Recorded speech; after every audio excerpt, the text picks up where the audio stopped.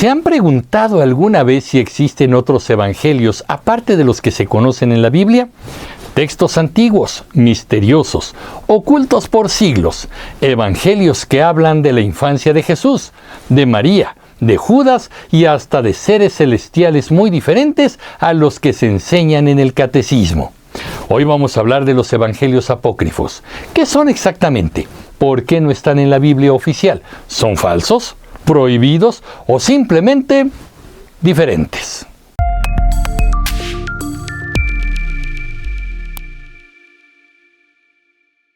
¿Qué son los evangelios apócrifos? La palabra evangelio significa buena noticia o la buena nueva, y los más conocidos son los 4 que aparecen en el Nuevo Testamento: Mateo, Marcos, Lucas y Juan. Pero no fueron los únicos escritos sobre la vida y enseñanzas de Jesús.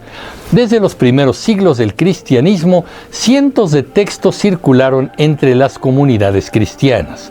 Algunos eran relatos detallados de la infancia de Jesús. Otros contaban lo que supuestamente dijo en secreto a sus discípulos, y otros daban versiones muy diferentes de su muerte o resurrección.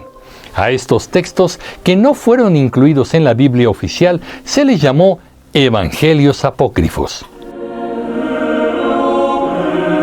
La palabra apócrifo viene del griego apócrifos, que significa oculto o secreto. Pero ojo, esto no significa que sean falsos o inventados, simplemente eran textos considerados no autorizados por la Iglesia. ¿Quién los escribió? Los evangelios apócrifos no tienen un único autor. Fueron escritos por distintas personas y comunidades entre los siglos I y IV después de Cristo. Algunos se atribuyen a figuras importantes como Tomás, María Magdalena, Judas o Felipe, aunque lo más probable es que no hayan sido ellos directamente quienes los escribieron. En realidad, era común en la antigüedad usar el nombre de una figura conocida para dar autoridad a un texto. Estos escritos reflejan las creencias, dudas y esperanzas de comunidades cristianas que no siempre pensaban igual que Roma o que las iglesias más grandes. Por eso sus versiones de los hechos a veces son muy diferentes. ¿Quién los descubrió? Muchos de estos evangelios se perdieron o fueron escondidos durante siglos. Algunos eran copiados a mano y leídos en secreto. Otros fueron destruidos. Pero en el siglo XX ocurrieron descubrimientos arqueológicos impresionantes. En 1945, en un pequeño pueblo de Egipto llamado Nag Hammadi, un campesino desenterró una vasija de barro. Dentro encontró manuscritos antiguos escritos en copto, una lengua egipcia de la época. Se trataba de una biblioteca completa de textos gnósticos, entre ellos el Evangelio de Tomás, el Evangelio de Felipe y otros que se creían perdidos para siempre. Poco después, en 1978, se recuperó otro texto sorprendente, el Evangelio de Judas, que presentaba una visión completamente diferente del traidor más famoso de la historia. Estos hallazgos permitieron conocer aspectos del cristianismo primitivo que hasta entonces eran completamente desconocidos. Cabe mencionar que es falso que Judas Iscariote haya escrito el Evangelio de Judas. El Evangelio de Judas es un texto gnóstico que fue descubierto en el siglo XX y, aunque lleva su nombre, no afirma haber sido escrito por él. Es un evangelio sobre Judas y su comprensión de Jesús, no un relato directo de su autoría. Esto es muy importante porque la mención de este evangelio genera muchas confusiones. El texto no dice que Judas lo escribió, más bien presenta conversaciones entre Jesús y Judas, donde Judas es visto como un discípulo que comprende la verdadera naturaleza de Jesús y su papel en la salvación. Por cierto que su descubrimiento y publicación generaron controversia. Algunos lo vieron como un texto que cambiaría la comprensión de Judas y la traición a Jesús, mientras que otros lo consideraron una creación gnóstica con interpretaciones erróneas. ¿Por qué no están en la Biblia oficial? La Biblia, tal como la conocemos hoy, no se escribió de una sola vez. Fue el resultado de siglos de debates, decisiones y reuniones entre líderes religiosos. En el siglo IV, cuando el cristianismo se convirtió en religión oficial del Imperio Romano, la Iglesia necesitaba unificar sus textos sagrados. Entonces se decidió qué libros serían parte del canon bíblico y cuáles no.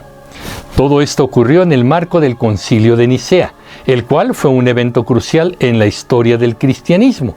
Fue convocado por el emperador Constantino para abordar la controversia arriana, que cuestionaba la divinidad de Jesucristo. El concilio no solo definió la doctrina de la Trinidad y la naturaleza de Cristo, sino que también estableció el credo niceno y fijó la fecha de celebración de la Pascua. En este suceso, los evangelios que se consideraron más confiables, coherentes entre sí y útiles para enseñar la fe, fueron los 4 que conocemos hoy. Los apócrifos fueron descartados por varias razones.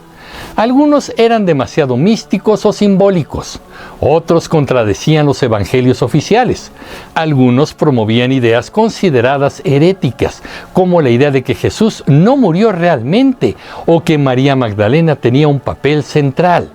Por eso se decidió excluirlos del canon y durante mucho tiempo incluso se prohibió leerlos. ¿Qué tan confiables son? Esa es una gran pregunta que no tiene una única explicación. Los evangelios apócrifos no deben leerse como simples inventos, pero tampoco como verdades absolutas.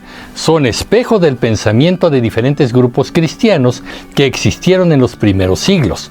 A veces ofrecen datos históricos interesantes, otras veces relatos simbólicos como milagros exagerados en la infancia de Jesús o diálogos filosóficos sobre el alma y el universo.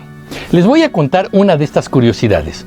Uno de los evangelios apócrifos más curiosos y polémicos, donde se narra que el joven Jesús mata y luego revive a alguien, es el Evangelio de Tomás el Infante, también conocido como Evangelio de la Infancia según Tomás, o Evangelio de la Infancia de Tomás. Este texto no forma parte del canon bíblico y fue considerado apócrifo porque contiene relatos que no coinciden con la imagen oficial de Jesús en los evangelios del Nuevo Testamento. Este texto intenta llenar los vacíos de la infancia de Jesús, ya que los evangelios canónicos casi no hablan de su niñez. Fue escrito probablemente en el siglo II o III y circuló entre algunas comunidades cristianas, aunque fue rechazado por la Iglesia oficial por considerarlo poco fiable o incluso herético. Uno de los episodios más impactantes dice que Jesús, siendo un niño de unos 5 años, estaba jugando con agua en un arroyo y formó 12 gorriones de barro en el sábado. Al ser reprendido por un adulto por trabajar en sábado, Jesús aplaudió y los gorriones de barro cobraron vida y salieron volando. Pero hay otros relatos más oscuros. Por ejemplo, un niño choca con Jesús accidentalmente mientras jugaban. Jesús lo maldice y el niño cae muerto inmediatamente. Otro episodio cuenta que cuando José le pide que no actúe así, Jesús revive al niño como una especie de corrección o arrepentimiento. También se dice que cuando un maestro intenta reprenderlo, Jesús revela conocimientos divinos y luego lo deja ciego como castigo. En resumen, los evangelios apócrifos son confiables como reflejo de una espiritualidad antigua, pero no siempre como documentos históricos. ¿Por qué son importantes para el cristianismo? Aunque no formen parte de la Biblia oficial, estos evangelios son fundamentales para entender la diversidad de ideas que existieron en el cristianismo temprano. Nos muestran que el cristianismo no nació uniforme. Durante siglos hubo debates sobre quién era Jesús, qué enseñó realmente y qué significaba seguirlo. Así que conocer los evangelios apócrifos nos ayuda a entender mejor cómo se fue formando la fe cristiana. Descubrir figuras que en la Biblia oficial tienen poco protagonismo, como María Magdalena, que en algunos textos aparece como una discípula cercana y sabia, y ver cómo diferentes comunidades vivieron su fe desde perspectivas culturales y filosóficas muy distintas. Además, estos textos nos invitan a reflexionar sobre la libertad de pensamiento y el valor de explorar la espiritualidad sin miedo. Los evangelios apócrifos son como piezas de un rompecabezas que aún estamos armando. No están ahí para reemplazar la Biblia, sino para completar la historia con matices, preguntas y visiones distintas. Nunca hay que olvidar que los libros sagrados son eso, documentos que nos relatan una cosmovisión religiosa y hasta filosófica del mundo, pero para nada son textos históricos, por lo que no debemos interpretarlos como tales. ¿Pero qué opinan ustedes, comunicreativos? Yo soy Emilio Pineda y los espero en el próximo capítulo de Comunicreando. Pásenla bien. Hasta pronto.